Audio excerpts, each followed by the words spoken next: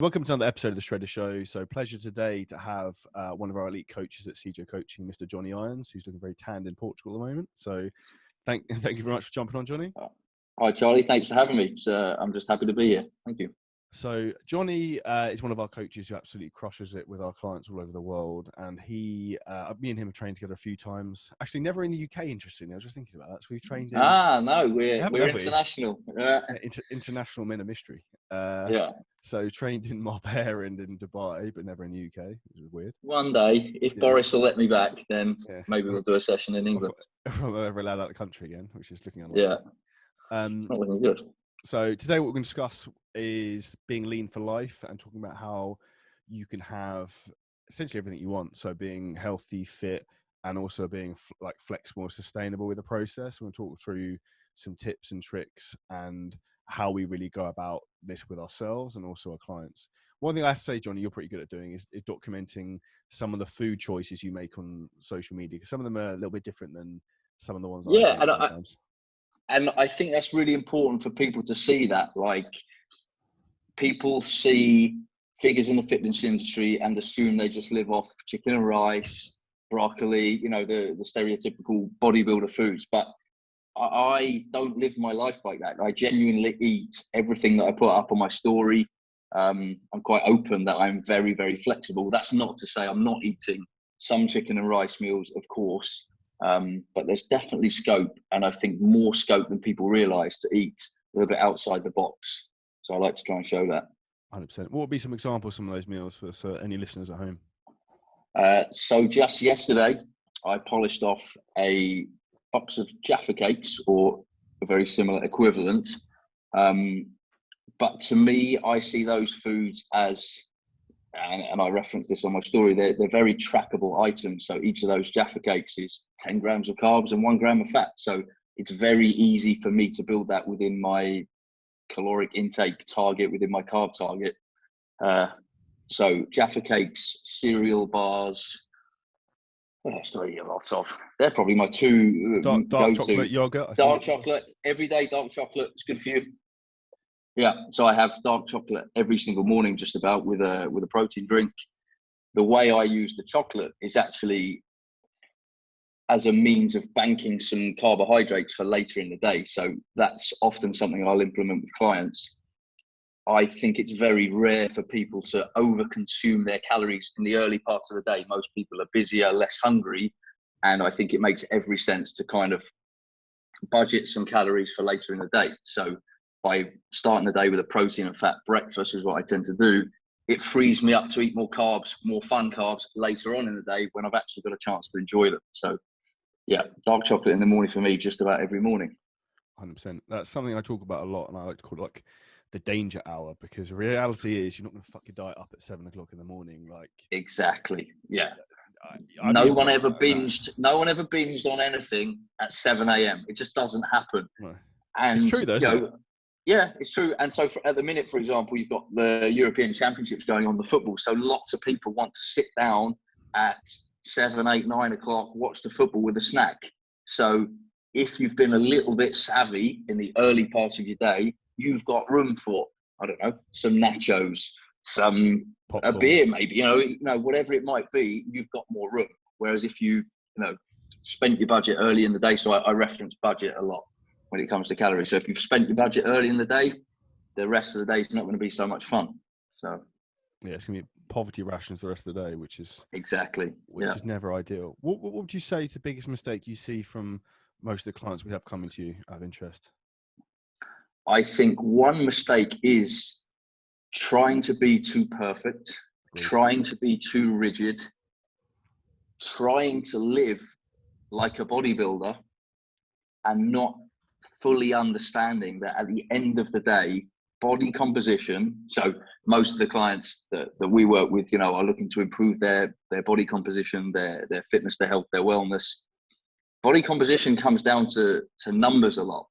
And in trying to be too restrictive and too perfect in your food choices, they focus more on that than actually on the numerical intake. So I'm not saying just eat junk. I of course advocate nutrient dense foods, but don't eliminate the fun stuff. Keep some of that in. Keep your diet interesting so that it's there and sustainable. Whereas if you're too restrictive, especially coming off of being a very, in inverted commas, normal person, and then suddenly you cut out all the nice stuff, how long are you realistically going to last? Not very long. So I think it's trying to be too perfect, too restrictive is a big mistake. 100%. You heard it from Jonny Jaffa Cake Irons. So yeah. They want to. If Milka want to send any Jaffas my way, are they Milka Jaffa Cakes? Are they the ones They're Milka Jaffa Cakes, the latest trend. Yeah, that sounds pretty sick. Very good. Come in 2 flavors. I'm an orange guy. You sound like a salesman. But I think that's a prime example, though, that people, and that's like the same thing we often give clients, like cereal, like after training and things like that. And it's like people need to understand that, like Charlotte, my wife's dad said to me the other day, he's like, "You've got Cocoa Pops in the cupboard. You eat that? They're not healthy." I was like, so I said to him, I was like, "Define healthy." And he was like, I was like, "Exactly." So it's basically just rice with cocoa powder on it. Yeah, exactly. Yeah. And then if you think most people, they are used to eating cereal, and then they have this assumption that they suddenly have to eat eggs and toast and have sourdough toast and avocado, so they go from one extreme to the other. So what we try and advocate is that you have a mixture of both, some of the fun stuff and some of the slightly more boring, but to be honest, no food has to be boring if you make a little bit of effort. I believe it's a combination for sure. 100%. I think there's a lot to be said for that. I think that's one of the big things that I really try and focus on. We really try and focus on is obviously educating people, because I think people are shit scared and terrified of certain foods, and even like particularly I think anything carbs wise, people have got this paranoia that carbs are going to make them fat. I mean, it's like, carbs won't make you fat. Too many calories make you fat, and that's just the fact of it. Yeah, and they are very, very different. I mean, I say to mine, you can eat anything you like except a Pizza Hut buffet. Most foods you can fit within let's talk about specifically a fat loss phase. You can fit just about any food into a fat loss phase. If you really want to eat McDonald's quarter pounder with cheese, one of my favorites, you can build that in. Yeah, you might have to juggle things around and sacrifice some food elsewhere, but you would be able to fit that in if you wanted to, or if the situation permitted. Maybe you've got children and you've ended up a long day at the zoo and then suddenly you're at McDonald's. If you're a little bit savvy, you can build anything in within reason. Yeah, it's one of those things I said to one of my clients today. He was like, "Oh, at the weekend I want to have a free meal, and then on Sundays I want to go out for a Sunday roast." And I was like, "Okay, that's fine. So if you want to go out for dinner Saturday and you want to go out for food on Sunday, you can do both. However, one of those meals, I suggest you try and damage control. So take carbohydrates from another meal and then have those in that meal. So for example, if you think roughly you're going to have 100 grams of carbohydrates at a roast dinner, for example, then try and pull 100 grams of carbohydrates from other meals in the rest of your day, and then it will balance out close enough. And again, close enough isn't perfect, but we're not really seeking perfection. What we're seeking is consistency and sustainability. Yeah, which comes back to pretty much your first question, biggest mistake. And I think it's people trying to be too perfect.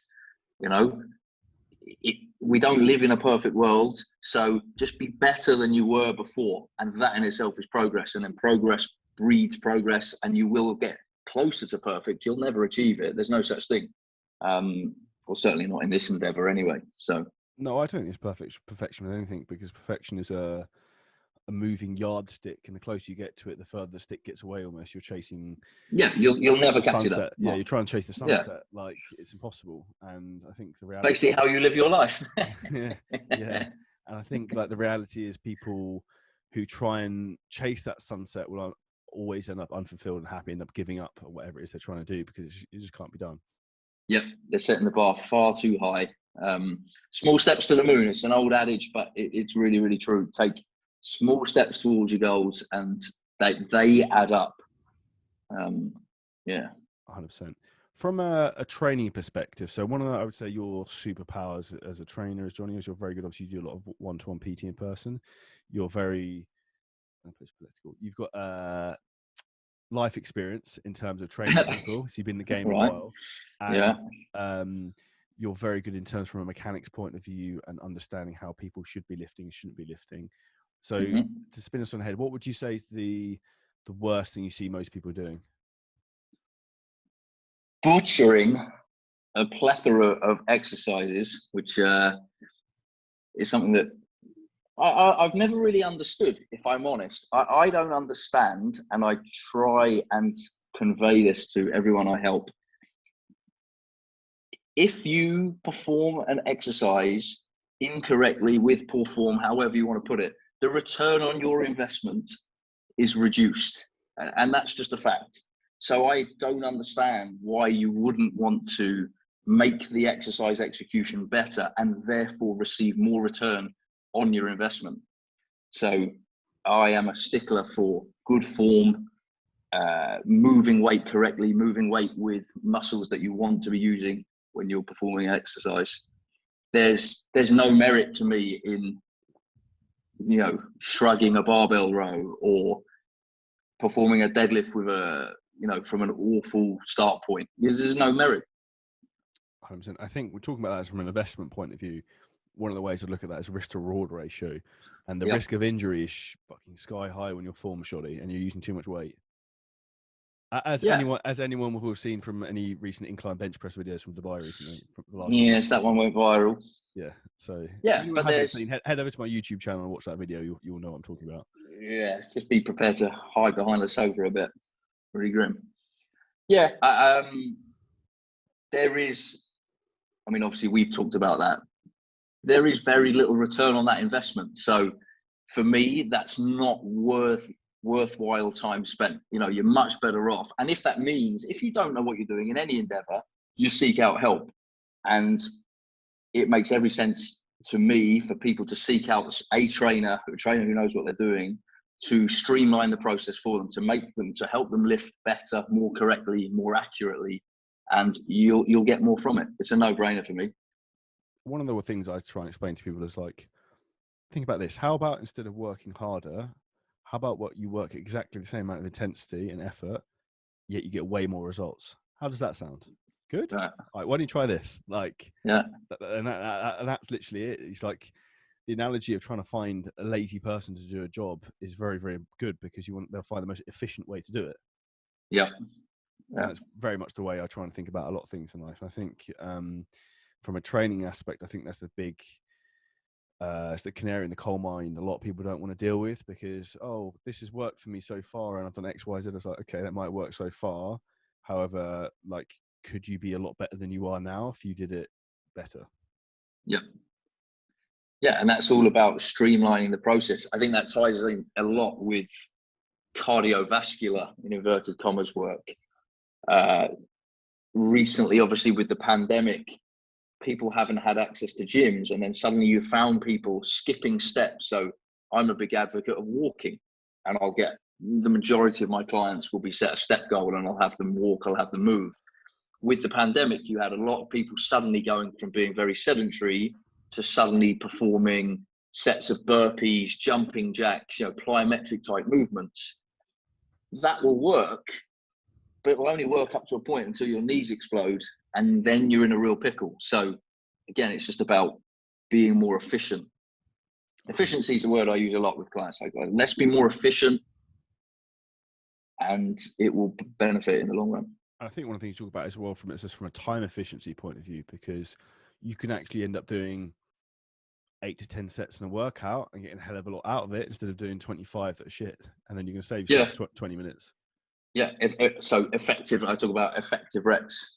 I can't remember who originally coined that phrase, but I like it. Effective sets, effective reps, stimulate, and then move on.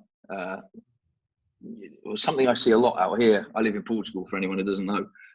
There is a real tendency here for guys to perform, for example, 10 different exercises for chest. I do 2, and by the time I've done chest and arms and shoulders, they're still training chest.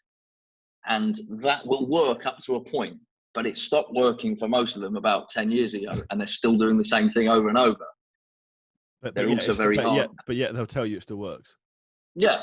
And they're very hard-headed, and it's not limited to Portugal, obviously. That's just my current experience. But yeah, they'll just so set in their ways, and I think we all get set in our ways. But it's really important that we remain open-minded. And I've changed a lot of my practices and beliefs over the years, over 15 years in the industry, and that will continue to evolve. And I think anybody who's not ready and willing to evolve will get left behind. 100%. I think there's a lot of people in the fitness industry, a lot of people generally in life who are very narrow-minded, and I think there's only one way to skin a cat. And I think it's one of those things, there's 1,000 different ways to get lean, and there's also 1,000 different ways to train, but it's trying to find the, as we said earlier, the most efficient route from where you are now to where you want to go, and with a minimum amount of roadblocks in the way, which is what we really try and map out for people. Yeah. And that's, so my job as a coach, as a trainer, is to try and find the best method for each individual. So for some people, I just think of one example of a client who's a manual laborer. So he has to have carbs in his first meal, for example. He needs a big dose of fuel because his step count is 20,000 plus daily. Then he goes to the gym. So it's identifying that particular individual's needs and then troubleshooting and tweaking things for him to make his setup optimal for him. And for everybody that is different, and there are different ways of doing things. So if he did my shaken dark chocolate in the morning, he would be hungry an hour later. It doesn't work for him. So it's about streamlining and troubleshooting. 100%. I also think the other big thing we're talking about, progress over perfection, is that people want everything now, and they have to understand everything is a process and progression is a process. So like, you can't start out the gate expecting to do 100 mile an hour with everything. You have to build up to that. It's the same as like warming a car up. If you have a sports car, for example, you're not going to red line it as soon as you turn it on, because the engine's going to blow up. And the same thing is going to happen with people physically, in terms of from a training perspective and also mentally. Like, I think people often try to go, well, I know people always try and go too hard out the gate, and that's ultimately why they fail, because they can't sustain it because it's not realistic. Yep, you've got to work through the gears. That's what I say to mine. We work through the gears gradually in a sequence that that you're supposed to. That's how you drive a car. There's a reason for that, and I do the same with my guys when it comes to, if they're on board for 12 weeks or 6 months or a year. We work through the gears, but we just work through the gears at different rates depending on where they're at within their journey. That's a really good point, because people always say to me, it's like, oh, how many weeks until we move on to the next phase? It's like, I don't know. It depends. Who knows? Yeah, like, when we need to. When you're ready, young Padawan. Like, it's like, yeah. It's impossible, and it's one of those things with everything. There is so many variables in play in terms of what can happen, because ultimately, if you flip this, if you're a client listening to this from a coach's perspective, we're dealing with human beings. So they're not robots. So reality is, every single person psychologically is made up differently. Their ability to adhere to something and be accountable is going to be different from someone else's, which means they might not necessarily be as accurate or as consistent as they should be. So, and everyone is beautifully unique as they are in terms of metabolically, hormonally, and stress levels and other stuff. So like, you could give two people who are exactly the same height, weight, age, body fat percentage, exactly the same program, diet, nutrition, everything. You put them in the same gym, the same training intensity, but mentally, their psychology is going to be different, which is going to have a big effect. Yeah. I've got, so you say about, when do we move on to the next phase? We move on to the next phase when the current phase looks like it might stop working soon. If something's working really well, regardless of what phase or what level you think you're at, if something's working really well, don't change it. And that's something I'm trying to instill in a lot of the guys that I work with. You are doing really well. Let's keep going. People are always looking for the next thing, but sometimes you just got to continue on the path that you're on for a little while longer, but then look out for the signs that will tell you when it's possibly time to change direction. So sometimes just keep doing what you're doing is the answer. Yes, and that's not always an answer that people want to hear. Well, it's not what they want to hear, and it's that red shiny object syndrome. So like, the most progress I've ever made I did 18 months of exactly the same training program. That's the most progress I've ever made. And then again, the last 6 months, I've done exactly the same training program every 2 weeks. Like, technically every 2 weeks is like a 2-week rotation. It's most progress, most progress I've made. And I've just started a new training block the last 2 weeks, because I pretty much burnt myself out doing the same movements over and over again. It wasn't improving anymore. And that's the point where, like, was I getting a little bit bored of it towards the end? maybe like I could tell you off the head exactly what I need to do without even having to look. That's when you know you've been doing a training program for a long time. Yeah. You know, like 8 workouts off the top of your head, but every single set and rep in like exact order.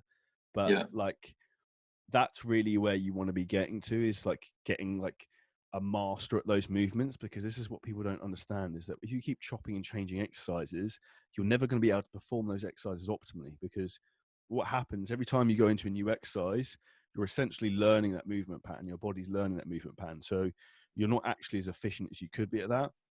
Now, after you've done that, I think 5-6 times, it depends how often, but like different for different people, you get better at that movement, and then you're going to get more output from it and you'll get more results.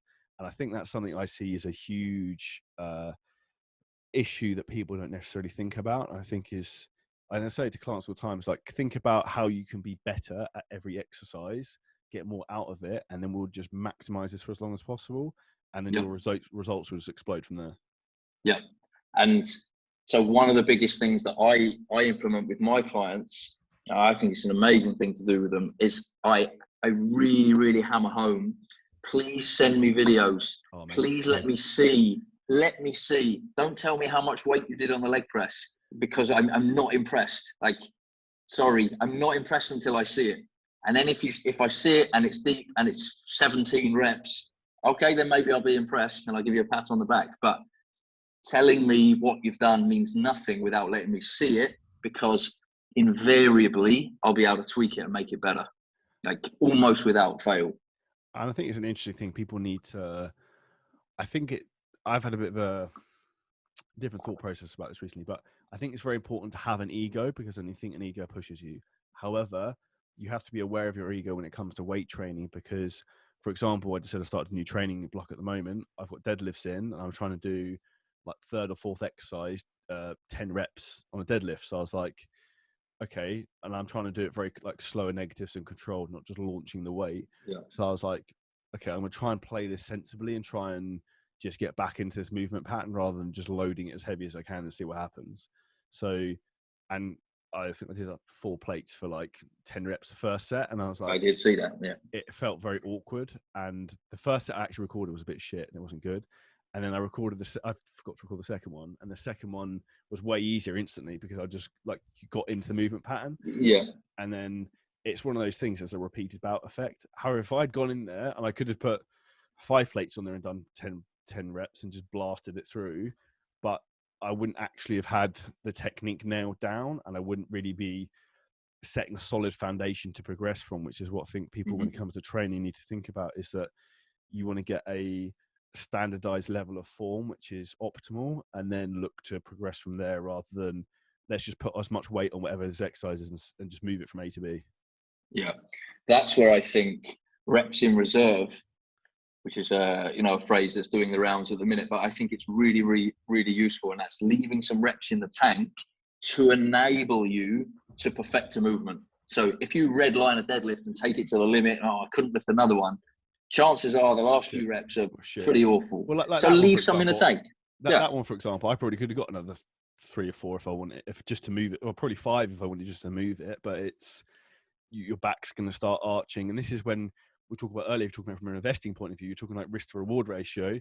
The reward ratio of doing 5 shit reps with quite a lot of weight, probably not a reward. No. Risk ratio of an injury could be there. So, is it worth doing? No. Is there an element of stimulating and be able to come back and train the next day? Like, I trained again today, no, like feel great, no back issues. Then, yeah, that's the right decision to make. Yep. And that, all comes down again to, and this ties back into diet, sustainability and longevity. I want to still do what I'm doing in another 20, maybe 25 years time. So if I redline everything, that won't happen. And I know, maybe someone would say, oh, that's overly cautious. But they're my goals. And therefore, that's, I tailor everything to what I personally want to achieve. And if someone's dead set on deadlifting X amount of weight for low reps, okay, more power to them, because that's their goal. If their goal is physique related, I'd be very mindful and try and pull them back and say, well, listen, buddy, doing fewer than, say, I don't know, 6, 7, 8 reps isn't going to get you to your goal. But if your goal is to move maximum weight, then okay, crack on. I would agree with you. I think anything under 6 is you start asking for trouble a little bit. Yeah. I think. Yeah. So interesting. You talk about ego. I almost talk or think, maybe I haven't really portrayed this to anyone, but I actually think anti-ego. So I almost try and lift, not all the time, but the lightest weight possible. Johnny with the pink dumbbells. Well, yeah, sometimes to achieve the objective, almost maybe to prove a point that you don't have to be using maximum poundage all the time. And you can get, I'm not suggesting that nobody should push progressively heavier weight. Yes, of course, that is a huge part of this equation. But sometimes my mindset is, how much can I get from as little as possible? And I try and milk that for as long as I can. And touch wood, it keeps me injury free and then able to train week after week after week after week. And those weeks add up. That's how I look at it. 100%. I would say if anyone is listening to this, that they constantly have injuries, this is probably why you need a coach and you need someone to try and work out why this is happening. Because one of the big red herrings I always see constantly is people moving through reps too quickly. And that's the number, like, second to using too much weight and combined with using too much weight is probably the number one risk of injuries. People trying to use like a stretch reflex from the bottom of a squat, deadlift, you're bouncing it, bench presses, like you name it, like it's happening. I saw a guy doing it the other day and he looked like a CrossFit guy, not slagging off CrossFit people, but he looked like that sort of person. Yeah. He had like 3 plates. Well, it will tell you if he's a CrossFitter. I didn't speak to him, but I don't speak to CrossFitters. No offense to CrossFitters. But like he had 3 plates on there. The first part of the squat, like 30% of it was like normal speed.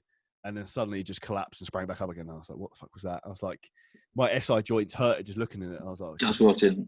Yeah, you know, you're like, and that this is like a car crash happening. Yeah, I mean that maybe has its place depending on that person's individual goals. But if it's anyone who I work with, whose goals tend to be physique related, wellness related, the last thing we want is injury. So I'm always about getting the most out of the least. So I do a lot of paused work. So I have people pause their squats at the bottom, pause, eliminate that stretch reflex, consciously eliminating it. And, some of my guys get it pretty quickly. Some it takes a little bit longer, but I always say, like, where's my pause? I'm still waiting for the pause because I'm trying to hammer home. Like, I want you to control this weight. Like, don't let the weight control you. You control it. So pause reps for me are huge. I think another great way to do that as well and have that effect of having to use less weight, like talking about the deadlifts. Before that, I did adductor and like lying hamstring curl and like hammered myself on that. So I'm pulling away strength from a lot of the muscles that are going to be activated during that movement. So they're automatically going to have to, like, you're putting a handbrake on terms of the amount of power output and weight you're going to be able to use anyway, but you're still going to be hitting failure, which is very, very important. So I think for anyone who's a bit happy-go-lucky with stuff, maybe throwing in some isolation work beforehand might be a way to try and slow yourself down a little bit. Yeah, 100%. Deadlifts for me. So I perform several different variations and have clients perform different variations, whether that's with a hamstring emphasis or a bit more of an upper back emphasis. But regardless, if it's hamstring emphasis, there's always a hamstring curl prior. If it's upper back emphasis, there's always an upper back movement prior. So we'll never start with a deadlift for all the reasons that you've just laid out.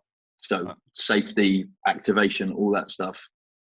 And there's a huge amount of value as well in terms of, if you think about how the body works, we have 2 main hubs of stability. So in the upper body, we have the scapula and the shoulder blades, and in the lower body, we have the hips.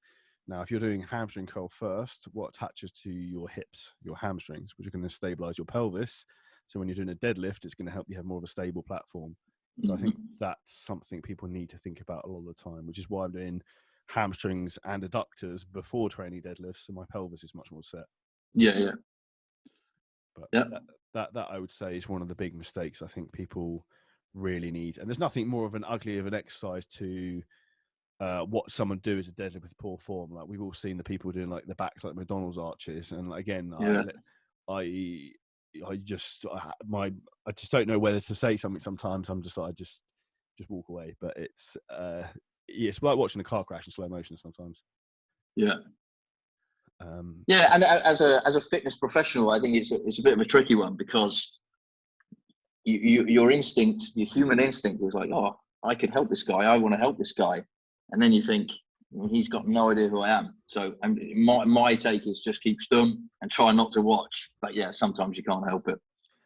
One other thing I wanted to talk to you before we wrap this up, Jonny, because I think one of the big mistakes I see from people is I like to have a very objective view on training. So, like, what is it we're actually trying to achieve from this, rather than just dicking around and throwing stuff around. So I think a lot of that can come down to training split. Now, I'm not a fan of body part splits and people doing arms and shoulders and all this other sort of crap. And like, again, I had another client who wanted to do 6 days a week training. He was like, and I was like, look, if you can train 6 days on the bounce, you're training like a pansy, because there's no way that you really should be able to do more than 3, in my opinion, until you're starting to really break down. Like, what's your opinion on that? So I definitely err towards greater frequency of stimulation of each individual body part or muscle group. So yeah, if you rewind 15, 20 years, where the standard was chest on a Monday, back on a Tuesday, legs on a Wednesday, etc., I just think those days for 90% of the population should be over.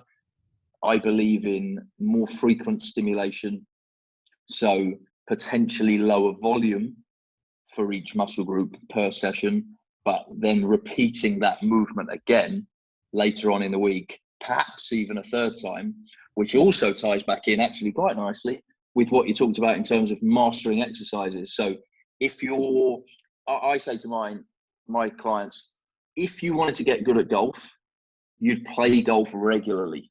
You wouldn't play once a week. You'd try and play every other day, maybe for an hour, maybe for half an hour. So when it comes to technical movements in the gym, whether that's a deadlift variation or a squat pattern movement, frequency will improve you quicker than higher volume, less frequently. So I'll have guys group together more muscle groups per session, and then slightly lower volume, slightly greater frequency.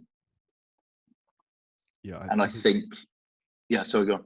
Yeah, I think that's the key, really. It's that the basic way that I try and break it down to people is like, if you can train a muscle 2 to 3 times in a week, so you can break it down, repair it, versus once a week. Well, there's 52 weeks in a year. So if you train a body part once a week, you're going to get that opportunity to grow and rebuild it 52 times. If you train it twice a week, you're going to get 104 opportunities. Yep. Which one do you think is going to get the most progress? Yeah, no brainer. So that's very much the simple math that I would put behind it. I'm a big believer in data doesn't lie with these things. It tends to leave a lot of success. The only thing that I think that scuppers this sometimes is that the genetic anomalies walking around the planet who just can look at a dumbbell and look at a chicken breast and then their biceps grow 3 inches. They can do whatever they like. Now, if that's you and this works for you, then cool. If it's not you, then I would suggest you probably listen to myself and Jonny. Yep, exactly. Those guys, they're like the bane of a trainer's life, because the person that you're trying to encourage to do something different is, oh yeah, but this guy, that's what he does, and he told me that. Yeah, okay, but he's also a phenom. There are outliers that exist who break all the rules, but you mustn't take advice from those people. They are just the elite. They can do what they like you say. 100%. We'll wrap that up there, Jonny. So thank you so much for your time. Really, really appreciate that. So Jonny's part of our elite team of coaches here at CJ Coaching. So if anyone needs any help with their fitness journey, looking to shred body fat, build muscle, or just improve their overall health, feel free to hit the link below the podcast. You can book in your free strategy call or drop me a DM on Instagram with the word change. Make sure you head over and follow Jonny on Instagram. What's your Instagram? Jonny Irons, all one word. Very easy peasy. And make sure you subscribe to the podcast, leave a 5-star review, and we'll see you next episode.